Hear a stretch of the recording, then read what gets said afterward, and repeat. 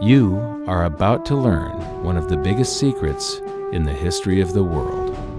It's a secret that has huge effects for everyone who lives on this planet. Most people can feel deep down that something isn't quite right with the world economy, but few know what it is. Gone are the days where a family can survive on just one paycheck. Every day it seems things are more and more out of control, yet only 1 in a million understand why. You are about to discover the system that is ultimately responsible for most of the inequality in our world today. The powers that be do not want you to know about this, as this system is what has kept them at the top of the financial food chain for the last 100 years. Learning this will change your life because it'll change the choices that you make. If enough people learn it, it'll change the world because it'll change the system. For this is the biggest hidden secret of money. Never in human history have so many been plundered by so few, and it's all accomplished through this, the biggest scam in the history of mankind.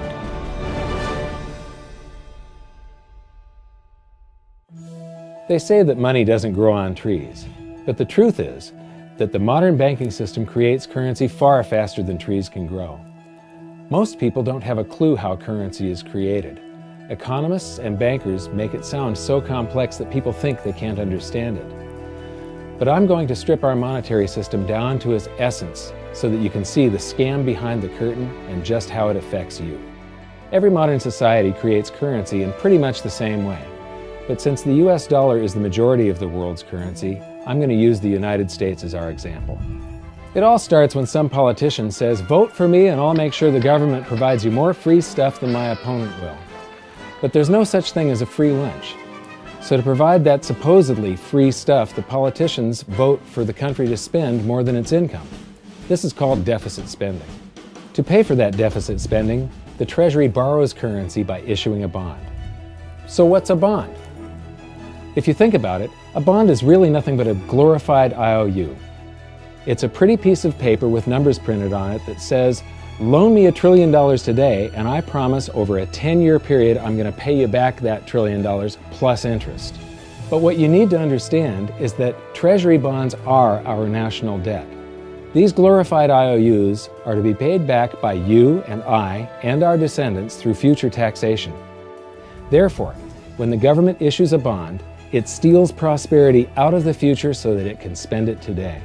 The Treasury then holds a bond auction, and the world's largest banks show up and compete to buy part of our national debt and make a profit on it by earning interest. You'll notice that as we move through this process, the big banks are there, taking a cut every step of the way.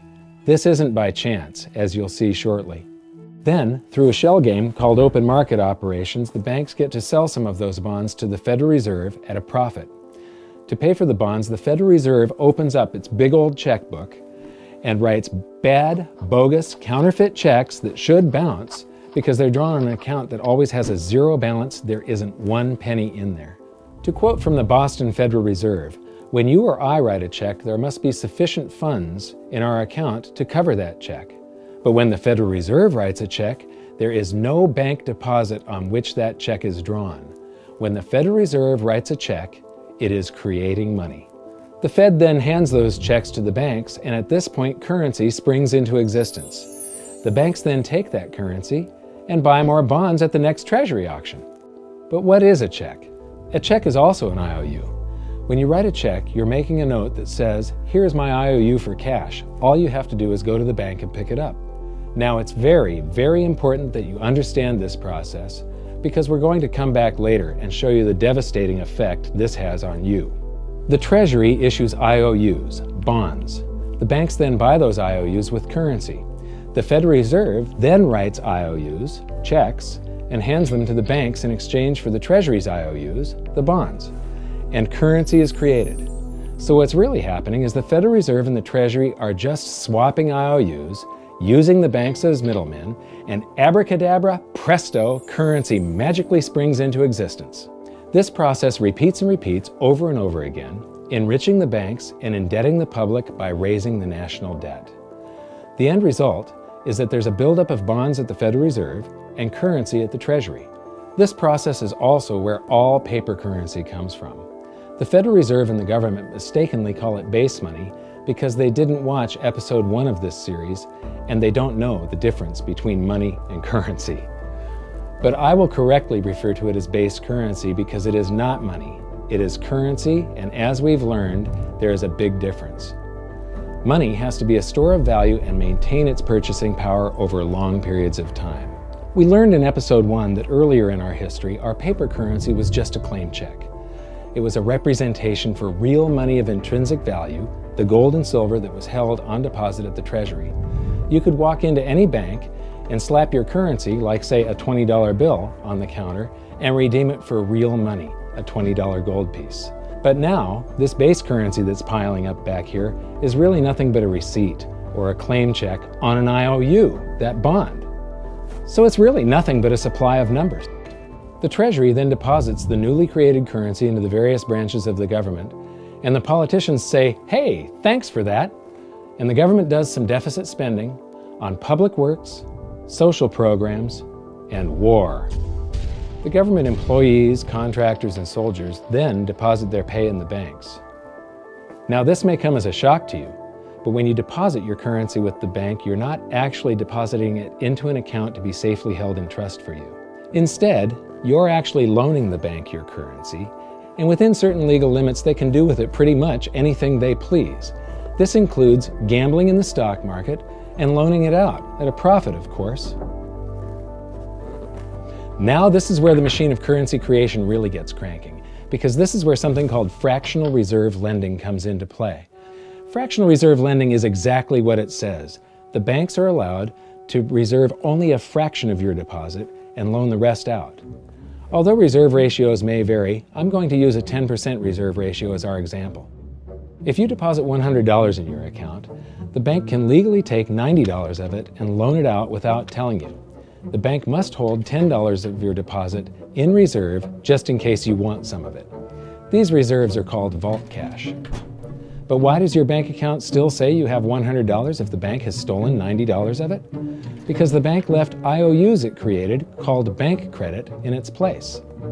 Now I know this sounds crazy, but here it is in black and white from the Fed. Commercial banks create checkbook money when they grant a loan simply by adding new deposit dollars in accounts on their books in exchange for a borrower's IOU. These are nothing but numbers that the banks type into their computers. And even though these bank credit IOU numbers are very different from base currency numbers, because they only exist in computers, they are still currency. So now there is $190 in existence. Now, the reason people take out loans from the banks is to buy something. They're going to buy a house or a car or something like that. So the borrower takes the $90 that the bank loaned to him from your account, and he pays the seller of the item. But then the seller deposits that currency into his account, and his bank loans out 90% of that and leaves bank credit numbers in its place. So now there's $271 in existence. This process repeats and repeats until under a 10% reserve ratio, an initial deposit of just $100 can create up to $1,000 of bank credit, all backed by $100 of vault cash, just 10%. But as I said, reserve ratios vary wildly. On some deposits, it's 10%, on others, it's 3%, and on some forms of deposits, reserve requirements are 0. The result is that the expansion of the currency supply by the banks is far greater than even this example would lead you to believe. So once again, when currency is deposited in the banks get to lend it out, and then it gets redeposited and relent, redeposited and relent, redeposited and relent over and over again, creating bank credit all the way. This is where the vast majority of our currency supply comes from. In fact, 92 to 96% of all currency in existence is created not by the government, but here in the banking system. Now, massive amounts of currency spewing into society may at first sound like a fun idea. That is, until you remember one of the most important hidden secrets of money from episode 1, that the prices of everyday goods and services act as a sponge on an expanding currency supply. The more currency we have, the more prices rise. This is where inflation comes from. The true definition of inflation is an expansion of the currency supply. Rising prices are merely the symptom. So our entire currency supply is nothing but a couple of bucks whipped up in this hocus-pocus scam where the Treasury and the Federal Reserve swap glorified IOUs, and a bunch of numbers that the banks just type into their computers. That's it. That's our entire currency supply. It's nothing but a supply of numbers. Some of them printed, most of them typed, and there is nothing else. But if you thought that was crazy, get ready to enter the twilight zone of modern economics. We work for some of that currency supply. True wealth is your time, but we trade away moments of our lives, hour by hour, day by day, and year by year, for numbers that somebody printed on pieces of paper or just typed into a computer. Now those numbers represent our blood, sweat, tears, labor, ideas, and talent. We are what gives the currency its value. But here comes the really cruel joke. We work hard so that we can save some of that currency, so that we can pay the tax collector. In the United States, it's known as the IRS.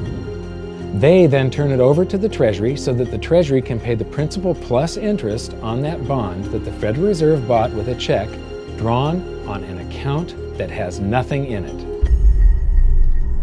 Now let's do a recap on this section, because this is where the system begins to rob you and I on a massive scale.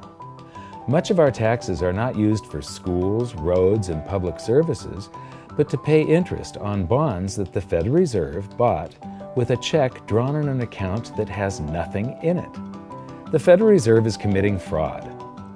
But here's one of the biggest secrets of them all. Before the establishment of the Federal Reserve, there was no need for personal income tax.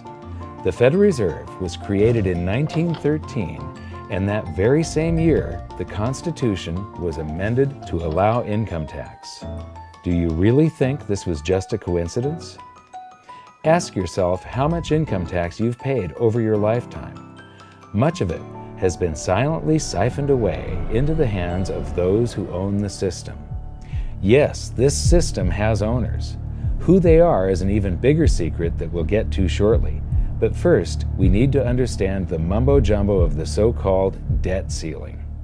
It's all based on a huge paradox. There was interest due on that bond, and there was interest due on every one of those loans that the banks made. That means that there is interest due on every dollar in existence. Let me ask you something. If you borrow the very first dollar into existence, and that's the only dollar that exists on the planet, but you promise to pay it back plus another dollar's worth of interest, where do you get the second dollar to pay the interest? The answer is that you have to borrow that one into existence and promise to pay it back with interest as well.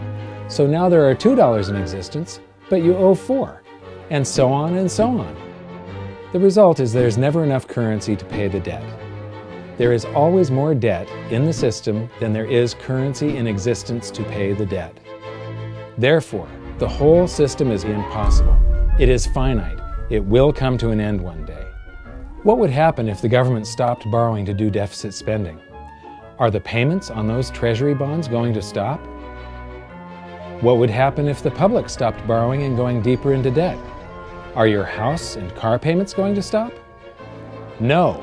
There is a payment due every month on the principal plus the interest on every dollar in existence, and those payments do not stop.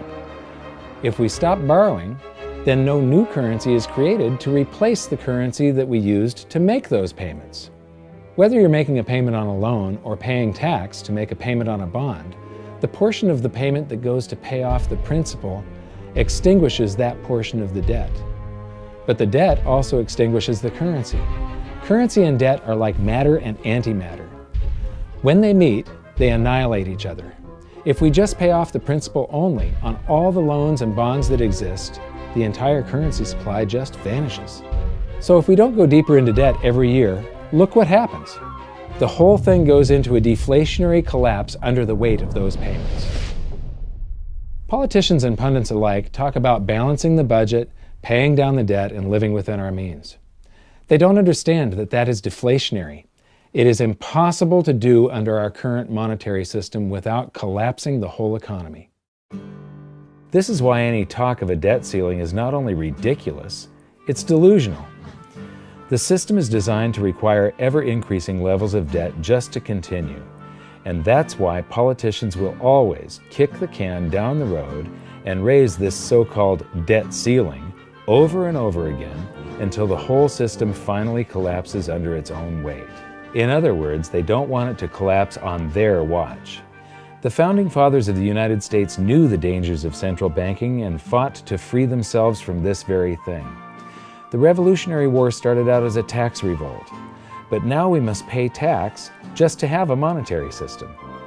Having just suffered through the hyperinflation of the continental dollar, which was printed into oblivion to finance the Revolutionary War, they understood the dangers of fiat currency and debt-based monetary systems. So to protect future generations from institutional theft and out-of-control government, they wrote into the Constitution that only gold and silver can be money for the simple fact that you can't print them. Our current system is not only unconstitutional, but it robs us of the liberty and prosperity our forefathers fought and died for.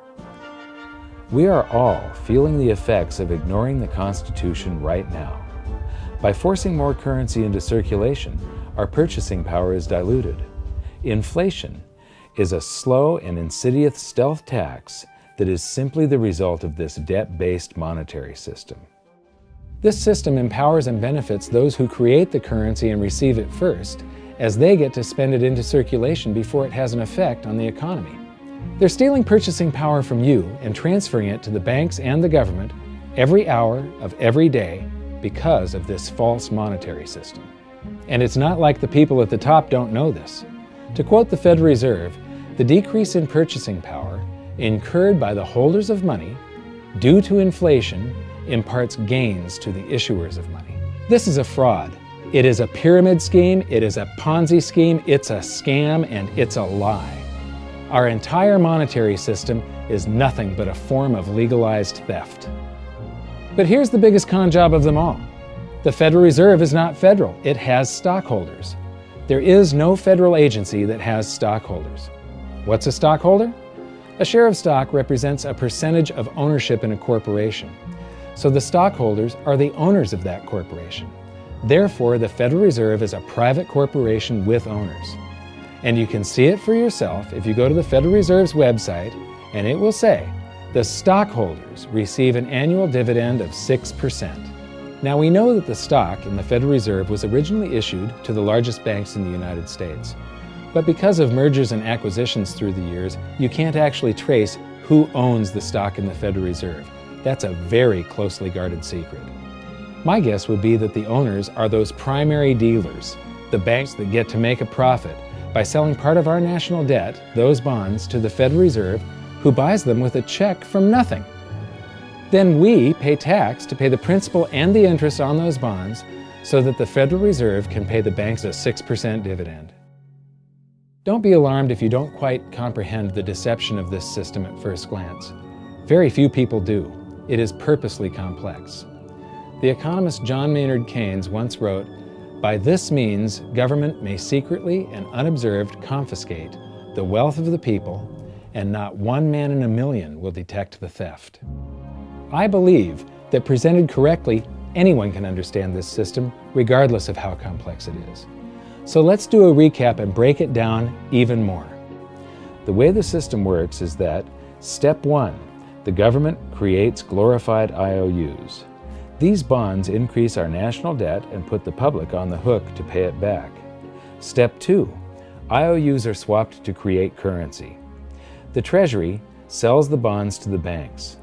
The banks then turn around and sell our national debt at a profit to the Federal Reserve, which they probably own.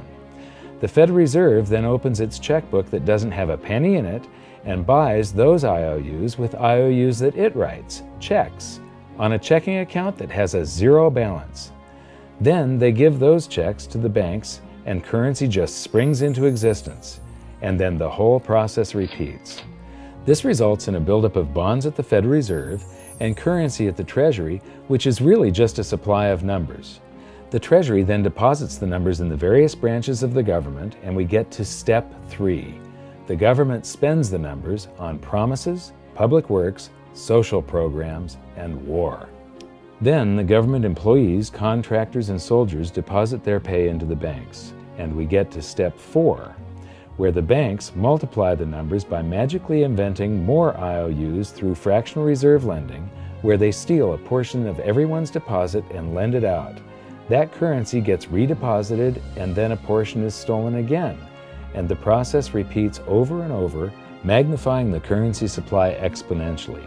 Then we work for some of those numbers, which brings us to step 5, where our numbers are taxed. We pay tax to the IRS, who then turns our numbers over to the Treasury, so the Treasury can pay the principal plus the interest on bonds that were purchased by the Federal Reserve with a check from nothing. Then we get to step 6, the debt ceiling delusion. The system is designed to require ever-increasing levels of debt and will eventually collapse under its own weight because politicians always kick the can down the road. They don't want it to collapse on their watch. And finally, step 7, the secret owners take their cut. The world's largest banks own the Federal Reserve. Those banks make a profit selling our national debt to the Fed. They make a profit when the Fed pays them interest on the reserves held at the Fed, and the Fed pays them a 6% dividend on their ownership of the Fed. This system is fundamentally evil. It funnels wealth from the working population to the government and the banking sector. It is the cause of the artificial booms and busts of modern economies, and it causes great disparity of wealth between the rich and the working class. And it is only possible because we no longer use real money, we use currency. But worst of all, it is a form of enslavement. Bond is the root word of bondage. Whenever a government issues a bond, it is a promise to make us pay tax in the future. Nobody asked you if you wanted to pay tax today for the prosperity we all enjoyed in the last century. Nobody is asking our children if they want to work hard in the future to pay for the prosperity we're enjoying now. George Washington once wrote to James Madison, "No generation has the right to contract debts greater than can be paid off during the course of its own existence." By stealing prosperity from tomorrow so we can spend it today, we enslave ourselves and future generations. Now this all sounds pretty bad, but there is great hope, for you are the greatest threat to this false monetary system. This system relies on the public being ignorant of its workings. Please share this knowledge with everyone you know, because an informed public that fully understands the system can build a better future for generations to come. And now I leave you with this quote, widely attributed to a former director of the Bank of England. The modern banking system manufactures money out of nothing. The process is perhaps the most astounding piece of sleight of hand that was ever invented. Banking was conceived in inequity and born in sin. Bankers own the earth. Take it away from them, but leave them the power to create money and control credit, and with the flick of a pen, they will create enough money to buy it back again. But if you want to continue as the slaves of bankers and pay the cost of your own slavery, let them continue to create money and to control credit. This is the Federal Reserve in Washington, D.C. It's located on Constitution Street, and that is just as much of a joke as the New York Fed being located on Liberty Street. Both of them are unconstitutional, both of them limit our liberty, and they transfer wealth away from us every second of every day to the Federal Reserve, to the government, and to the banking sector. You are now among the 1 in a million who can detect the theft of your prosperity. So the big question is, what can you do about it? 1. Watch this video until you can describe and teach it to others. Those who understand this system can make preparations for its unavoidable collapse and protect themselves. History shows that those who don't will probably be wiped out. 2. Share this video with everyone, especially those you care about. All it takes is a mouse click or two to get this message in front of millions. Post this video on Facebook, tweet it, email it to loved ones. Please share it wherever you can. 3. Join the conversation. The current world monetary system is based on a 300-year-old design meant to enrich a few at the expense of the many. There must be a better way. At hiddensecretsofmoney.com, we've created an open-source platform for the design and development of a new world monetary system. We're calling on every economist, every student, every college, every bright mind, and anyone who cares to join the discussion. In educating ourselves and each other, we can prevent the further loss of our freedoms and maybe, just maybe, win some of them back.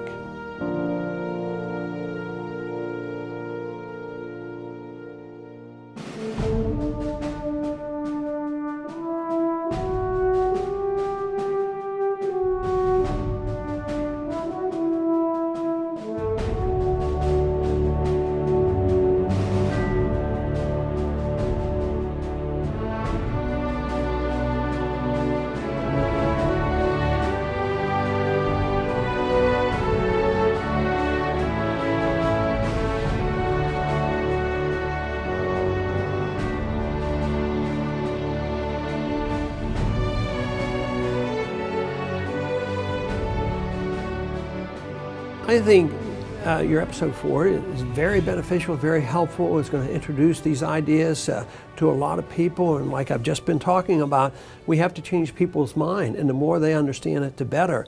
And I think we're at this point now where more people in the last several years, 4 or 5 years, have thought about the Fed than they ever have in the previous 95 years. So I think an explanation and diagrams to show it is very helpful, because quite frankly, they're not going to get it in their grade school. They're not going to get it in their high schools. They're not going to get it in college unless they're in a very rare circumstance to understand how this works.